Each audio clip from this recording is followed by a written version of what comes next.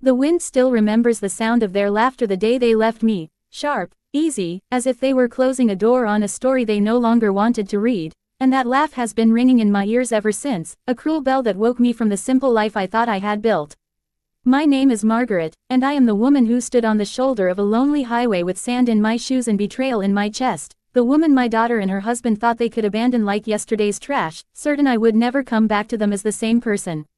For 50 years I had believed the world was measured by ordinary things. The hum of the washing machine on Monday mornings, the smell of coffee when the house woke, the scraped knee that needed a bandage and a kiss, the school concerts, the late-night talks about math and boys and everything that swelled a mother's small pride into the wide sky.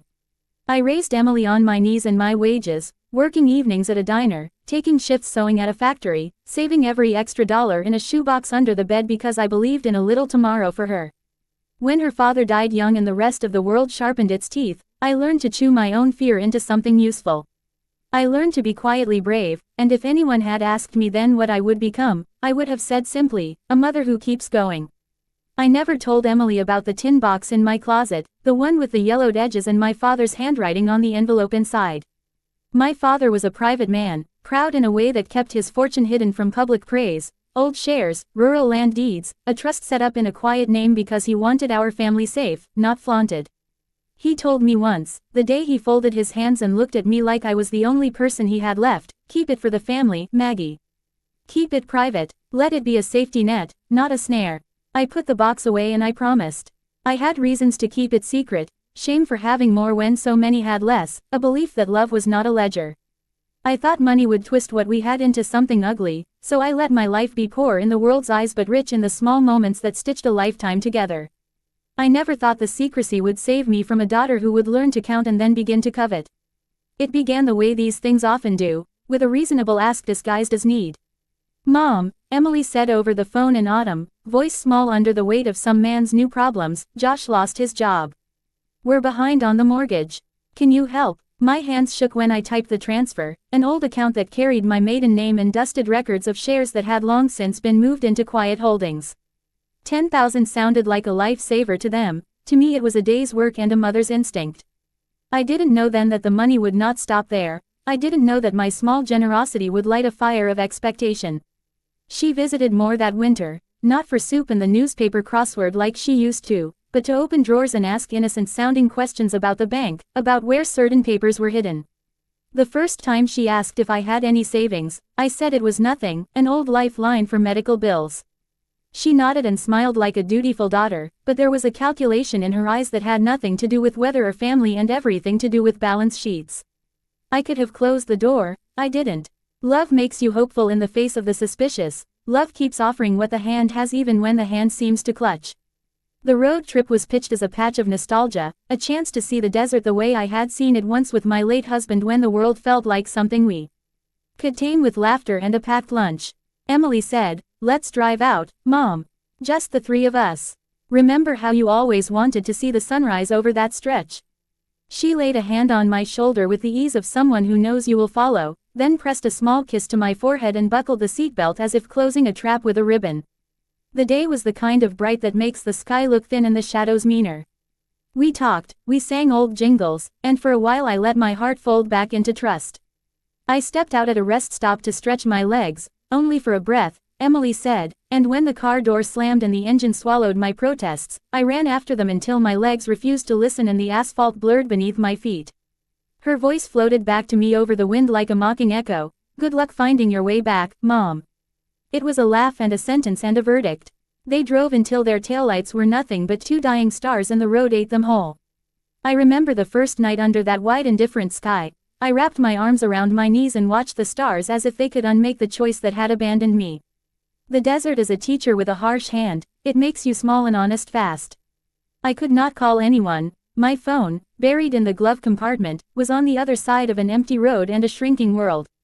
I walked. I found a rancher named Thomas who patched my soles with kindness and took me to a town with a post office and coffee that tasted like salvation.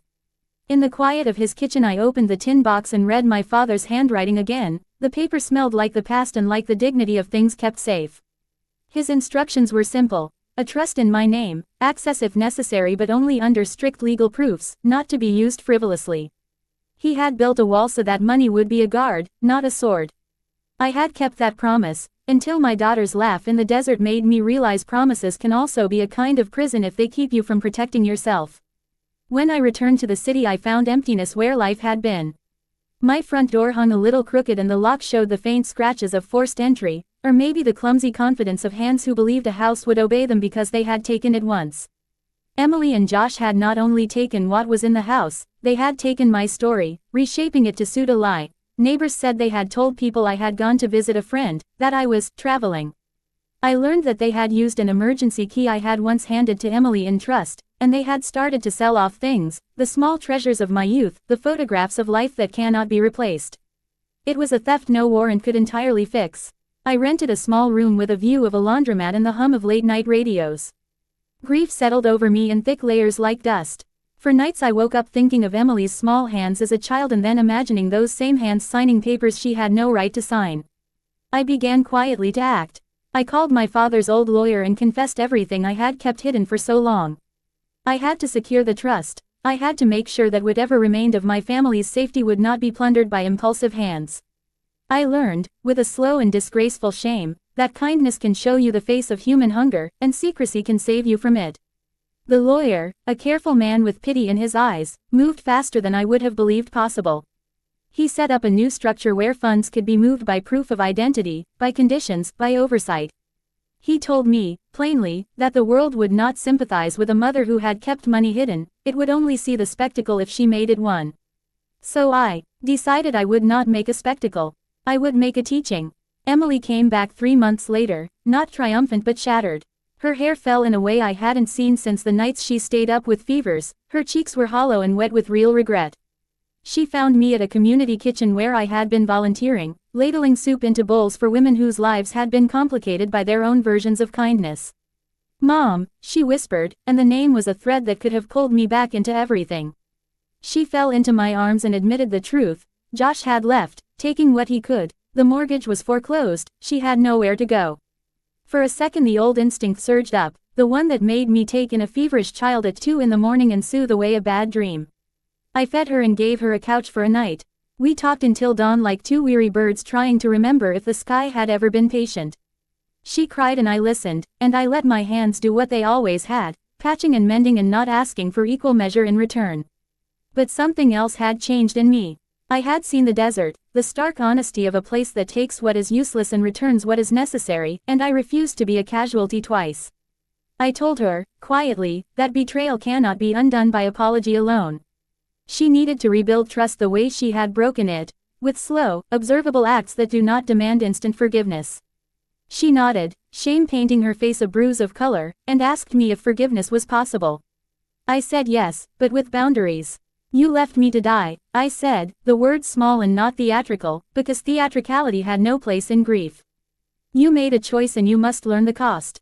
She agreed to counseling, to work, to the small humiliations of rebuilding a life honestly. I helped her apply for jobs, tutored her on budgeting my simple way, and watched as the lines of greed in her hands began to fade into the careful marks of someone learning the value of a dollar beyond its face. When the trust documents finally allowed some maneuvering, I did not go on television and I did not hold a press conference to reveal the fortune with the flourish of a Gothic novel. Instead, I sat at my little kitchen table with a pile of envelopes, a pen, and the terrible satisfaction of doing justice in quiet. I revealed the truth to Emily at the same table where she had once done her homework. The truth landed like a weight, and she scrambled to breathe. "I'm the sole heir," I told her, and watched her face parse the words into a language she had never been fluent in. Then I explained the conditions I had placed on the funds. Education for those who sought it, small grants to women who had been abandoned, a fund for affordable housing in neighborhoods where foreclosures had become a poverty trap, and a trust allotment accessible only in severe emergencies and never for impulsive use. I explained that money was a responsibility, a tool to fix what systems had broken, not a device for individual rescue. She cried then, but not from triumph. She cried because she understood, in a way that had been blocked by greed, how much she had given up to chase an illusion. I offered her a modest sum to restart, contingent on counseling and community service, conditions that were stingy by the standards of the headline she might once have hoped for, but fair by the standards I had learned mattered: accountability, learning, and repair. The days that followed were not a Hollywood montage of instant transformation. Emily stumbled. She lied once. She tried to manipulate an old instinct and I had to say no. Those moments were the hardest. They cut deeper than any abandonment because they asked me, again and again, to weigh my heart against my sense of justice. I chose the slow burn of healing over the swift flare of revenge. I watched her go to classes at the community college, saw her learn to balance a checkbook, heard her laugh at a joke that wasn't trying to hide a motive. We mended things with small stitches, shared cups of tea, a cautious hand on the grocery cart, a phone call that didn't end in a request.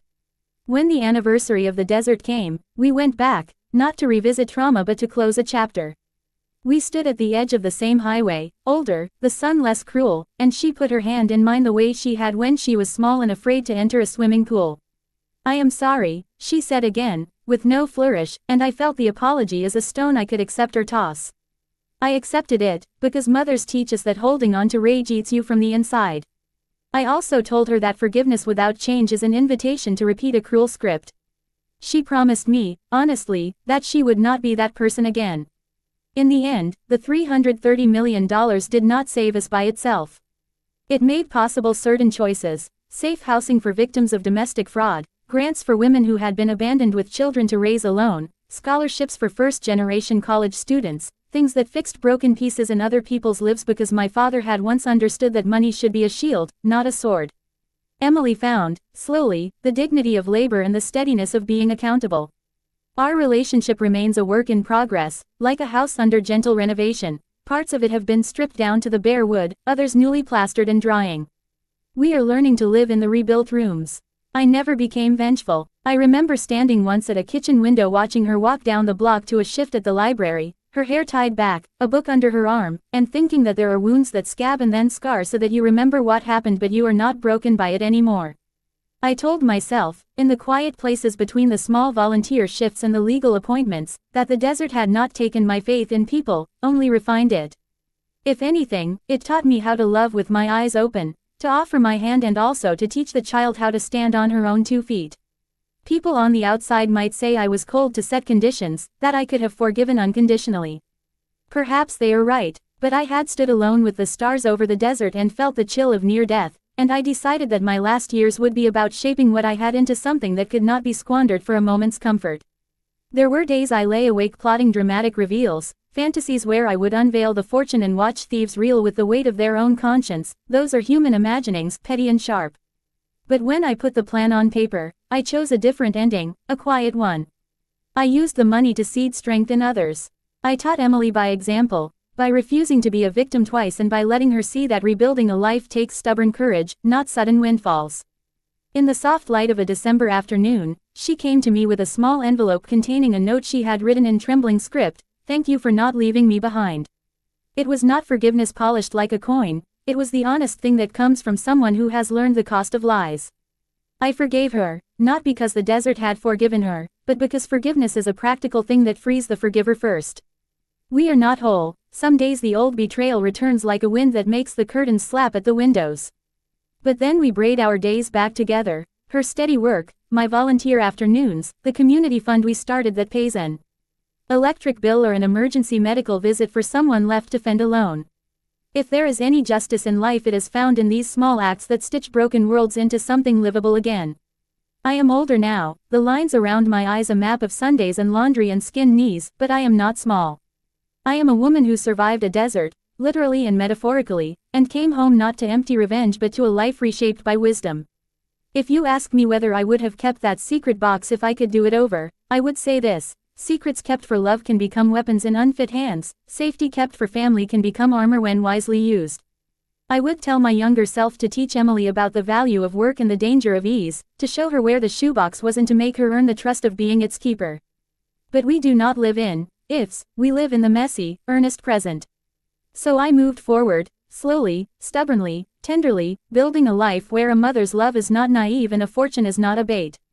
The desert remains a place inside me I visit sometimes in dreams, where the sun tastes like truth and the road is a mirror. When the breeze comes in summer and it smells faintly of dust and old promises, I find my hand in Emily's and feel the steady, imperfect warmth of someone learning to come home for real.